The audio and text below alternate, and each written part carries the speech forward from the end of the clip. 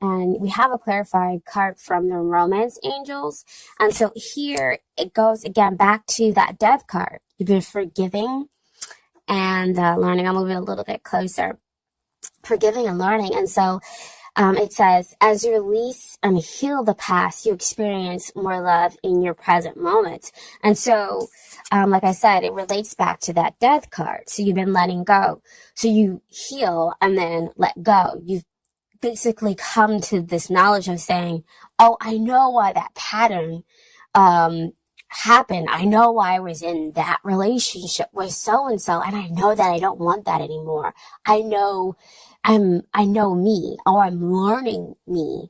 And I know what it is that I want in order to be able to move forward. So I'm going to end some things, get rid of those negative emotions, and in order to have the love that I want. So there is that part where you experience more love in your present moments. Okay. This is the Strength card.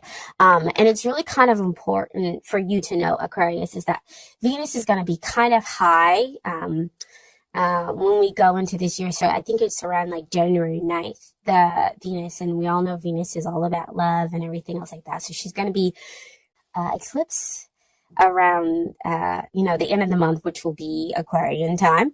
And it will also be a blue moon. So a lot of energy, a lot of, moving forward, and really deciding and having, the potential to get what it is that you want.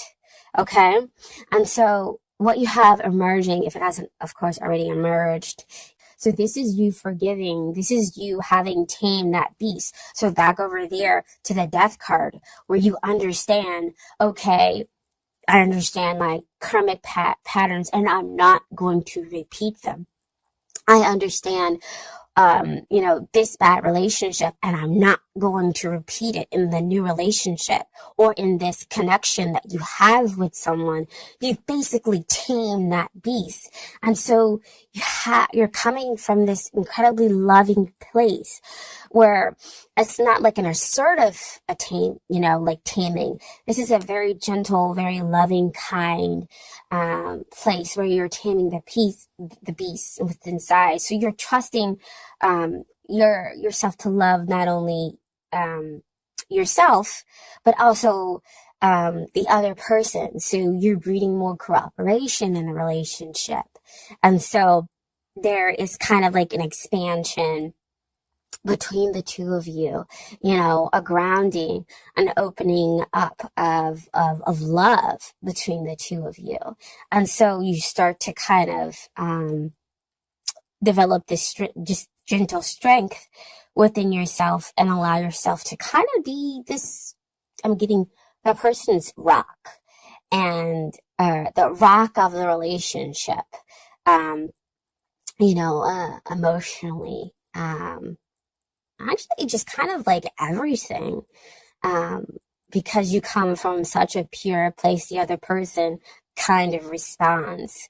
And I don't know about you guys, but I've been seeing a lot of 13s and 8s everywhere. 13,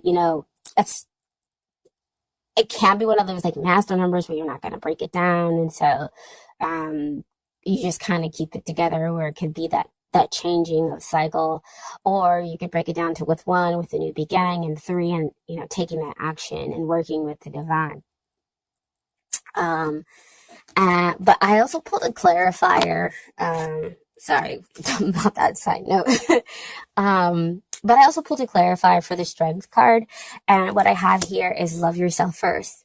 Your self-respect makes you more romantically attractive. So see, again, back what I was talking about before, is that you figure out a way to kind of balance that energy. You've healed all that stuff in the past. You let go of negative emotions that didn't serve you, because you found out a way how to love yourself. And we all know, in loving yourself, you attract those who love you. And when you do sometimes attract those people who don't, you know how to say, you know what? I know that it is that you don't love me.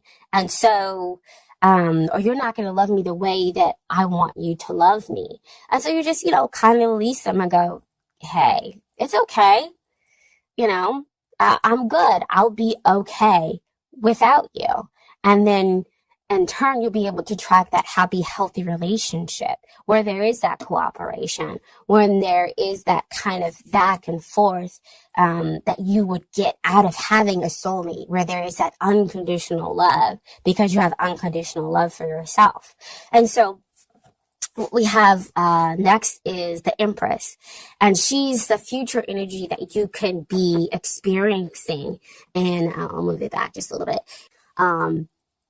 And we all know the Empress, she is love. She's balanced everywhere emotionally. She has that grounding. She has that overabundance of just kind of everything, but she knows how to deal with it. She's sensual. She comes from, of course, a pure heart.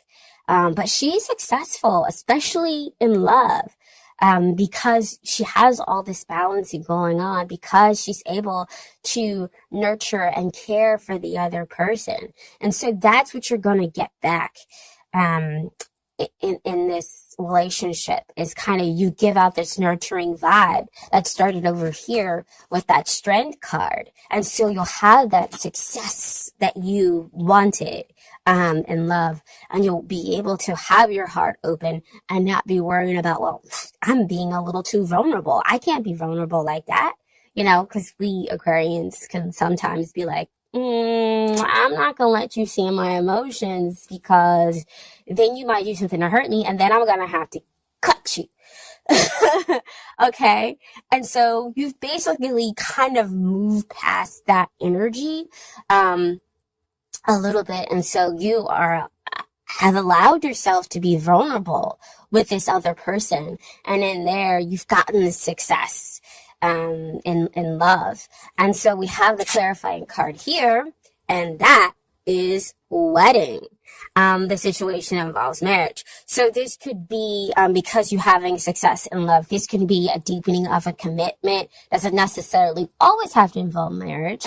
But if that's what you were going for, marriage, that card shows up to tell you that, yes, you could be getting married, or you could realize that this is the person that you want to marry, and you can have that success in love because you have your heart open, because you have the emotional stability. You know when to be,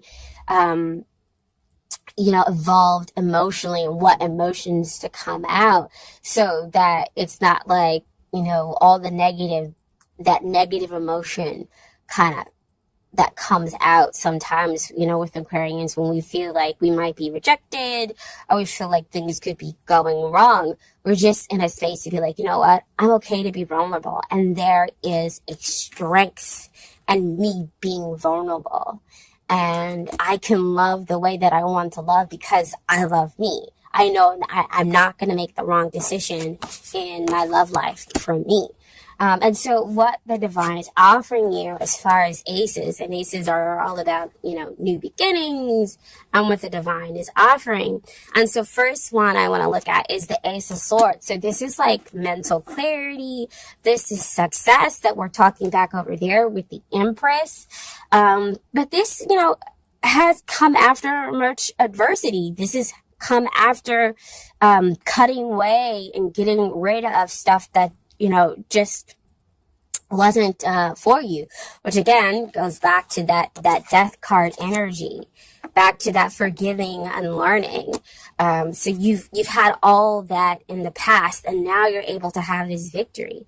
Now you're able to have this clarity about yourself and about what you want in this relationship. And so we also have the little fire symbols down there, which relate back to the Six of Wands. So again, victory and success, possibly having the man or woman of your dreams, which could lead to the reason why you go get married, or possibly have a deepening of a committed relationship. Okay, and then the other ace that shows up is Ace of Pentacles, and Ace of Pentacles talks about the past, all those past difficulties. Again, just getting that stuff kind of fading away, and you having a fresh new start with this person or with somebody new coming in. And there's a lot of grounded energy. again, you have your heart open. You're because there is such innocence, there's such understanding, there's so much love here, that it's able to create this stability. Again, back to that strength card. And so the two of you kind of create this new, can create something new as far as relationship, which could be the marriage, okay, or deep commitment. Now, as far as the energies that evolve within the couple in the relationship, I pulled out the court cards, and so I have here a Queen of Swords and the Queen of Wands. And so just so everybody, gets reminded that even though we have two Queen cards here, the court cards are sexless. So, it just means that somebody's taking on the energies of that court card. Okay, so we have here, of course, first the Queen of Swords, and this is you, my dear Aquarians, because we're talking about it always representing those air signs. So Aquarian, Libra, Gemini. So this message is pretty strong here for you, with you guys showing up in your own court. With your own court card showing up in this reading, okay? And so this reminds you, to not detach from your feelings, to, yes, always gain the truth, but remember not to be so bluntly, and to remember all the things that you have done to get, to this point in order to experience the love, and that you have an emotional depth that is okay to kind of come out. Now, why I say it's okay to come out is not only based upon the Strength and the Empress cards and the Love Yourself First. It's also, this is a Queen of Wands, which typically means that it can represent a fire sign, which would be Sagittarius, Leo, or Aries. And we all know what happens with fire and air. Air fuels fire. Air likes that level of freedom, and so does fire. And so even though the two of you might not be of the same element, you get each other, you completely complement each other, and as an air sign, you're able to allow that fire sign to go higher, because again, they are going to be hard to pigeonhole if they're taking on this fire sign energy. But there is such a deep connection, especially a spiritual one, when this card comes up, that, you'll be okay, that they are going to go out there and do whatever that they do, because, you're doing the same thing. But again, like I said, back to the communication. That shows up with the Queen of Swords, that shows up with the Ace of Wands, is to make sure that you have clean communication between the two of you. Where you're like, look, fire sign or person who has a fire sign energy, I need some one-on-one time with you, because it's important to me. And so you're able to just speak out in a way that's loving and gentle and kind in order to get your needs met. And not that, you're taking time away from them. You just, know what it is that you need and should be getting out of relationship. It should be reciprocal, okay? And so, again, the person could just be, they could be those signs, or they could just be taking on that energy